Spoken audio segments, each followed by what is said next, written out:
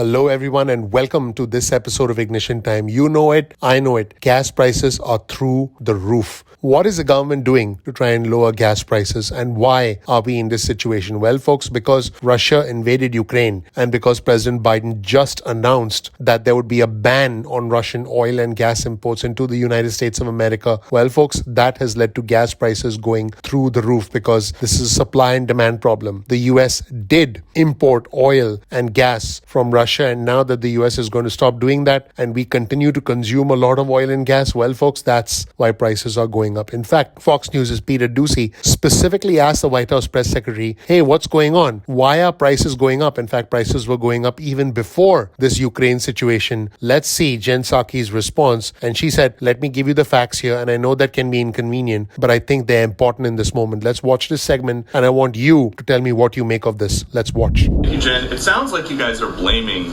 Putin for the increase in gas prices recently, but weren't gas prices going up anyway because of post-pandemic supply chain issues? Well, I think there's no question that, as we have seen, and outside analysts have conveyed this as well, the increase and the anticipated continued increase, which is, I think, what some of your colleagues were asking about, that is a direct result of the invasion of Ukraine, and also there was an anticipation of that was factored in as gas prices have gone up. So you say that you're going to do everything that you can to reduce the impact that high gas prices have on Americans. We're asking other countries to think about maybe pumping more oil. Why not just do it here? Well, to be very clear, federal policies are not limiting the supplies of oil and gas. Let me finish. Let me finish. An executive order his Peter, first week that halted new oil and gas. Let me give you the facts here, and I know that can be inconvenient, but I think they're important in this moment. To the contrary, we have been clear that in the short term, supply must keep up with the demand.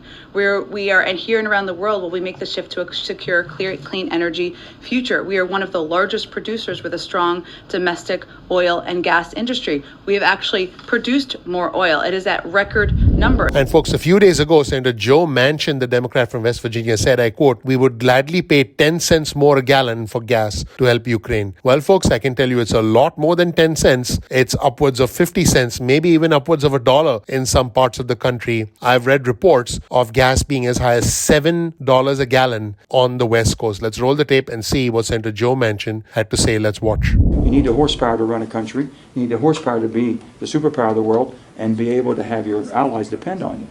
And we haven't been there for that. We've throttled back and never throttled back up. That's all I'm saying. And I'll just say this for my own. I would gladly, if ever was a poll being taken, they said, Joe, would you pay 10 cents more a gallon to support the people of Ukraine and stop basically the support of Russia? I would gladly pay 10 cents more a gallon. In the meantime, folks, the president trying to promise Americans, I quote, I'm going to do everything I can to minimize Putin's price hike here at home. And the president said this after banning Russian oil. Let's roll the tape and hear from President Biden. I'm going to do everything I can to minimize Putin's price hike here at home. In coordination with our partners, we've already announced that we're releasing 60 million barrels of oil from our joint oil reserves. Half of that, 30 million, is coming from the United States. Here's another quote from President Biden where he makes a direct appeal to oil and gas companies and the finance firms that are backing these oil and gas companies. Russia's aggression is costing us all, and it's no time for profiteering or price gouging. Let's roll the tape and see what President Biden had to say. To the oil and gas companies and to the finance firms that back them, we understand Putin's war against the people of Ukraine is causing prices to rise. We get that. That's self-evident. But it's no excuse to exercise excessive price increases or padding profits or any kind of effort to exploit this situation or American consumers, exploit them. Russia's aggression is costing us all.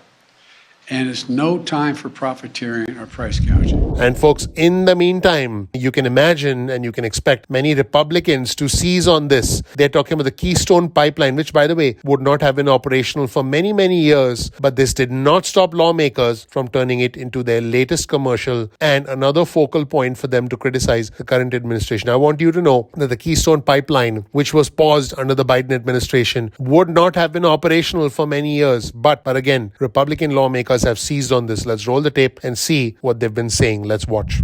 The Biden administration has declared war, a full frontal attack on oil production, on gas production, on LNG, on pipelines. Literally the first week in office, Joe Biden shuts down the Keystone Pipeline. He canceled the Keystone Pipeline on day one of his presidency. Killing the Keystone Pipeline and locking down the energy sector, they are funding Putin's war. Why can't we open up Keystone Pipeline? Representative Buddy Carter saying Ukraine is our ally and we need to protect them. I'm calling on President Biden to restart the Keystone XL pipeline. I think we should have built that pipeline. I still think we should build that pipeline. So, folks, the big question is, are President Biden's claims about oil production under him versus Trump misleading? And according to Fox Business, I quote, Biden administration spins record on oil production amid soaring gas prices. In fact, let's take a look at what Senator John Cornyn is saying about this. And he said, I quote, the U.S. is seeing the results of Biden's flawed energy policy. Now, Senator John Cornyn is a Senate Intelligence Committee member, and he discusses the president's view on energy during this really important interview with Fox Business. Let's roll the tape and see what Senator Cornyn had to say. Republican Senator John Cornyn, what do you want to do first? Since you're from Texas, do you want to do oil? Do you want to do mixed? Well, let me just say, John, that I think we're seeing the product of a flawed energy policy. We've thought about absolutes, either renewables or oil and gas, like it's a zero-sum game, and hadn't paid any attention to energy security. I think even Germany now has learned the lesson of dependency on Russian oil, and we've seen huge spike in prices even before the invasion of Ukraine. So I think this is a major reason for a reset when it comes to how we view energy security, including the price. And you've really got to check what the White House says. You know, when they say there are 9,000 leases that are going untapped. We saw earlier today the reasons why many of those leases go untapped, because there's just much more than sticking a drill bit in the ground. You've got to have the infrastructure to back it up. You've got to have the equipment to back it up. And then the White House said today that we're pumping out oil at a record level. We're not. We're 1.3 million barrels a month below record levels. Here's what the American Petroleum Institute said about all this. We share the goal of reducing reliance on foreign energy sources and urge policymakers to advance American energy leadership and expand domestic production to counter Russia's influence in global energy markets. So they're saying we'd like to do it. We just need the policies to be able to do it. And meantime, we're hearing from the administration, well, maybe we should buy some oil from Iran again, or maybe we should reduce sanctions on Venezuela, that corrupt dictatorship, and get more oil from them. That's a product of our bad policies here at home when it comes to domestic production, that we would have to turn to Saudi Arabia or Russia or Venezuela in order to get the energy we need to help bring down gas prices at the pump. Again, I think this administration views energy policy as a zero-sum game, that you're either for green energy or reducing emissions, or you're for carbon-producing fossil fuels.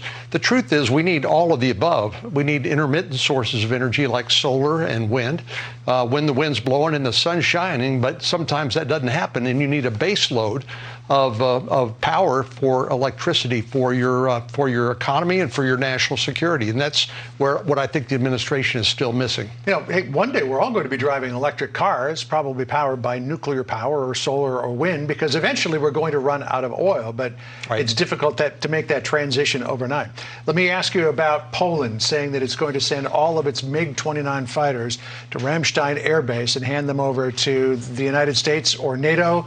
And Poland's basically saying, we don't know what you're going to do with them, but here you go, and then backfill us with some American fighter jets, F-16. That's great news. That's great news. The Ukrainians have inspired all of us with their willingness to push back against Putin's invasion and to challenge them on the ground.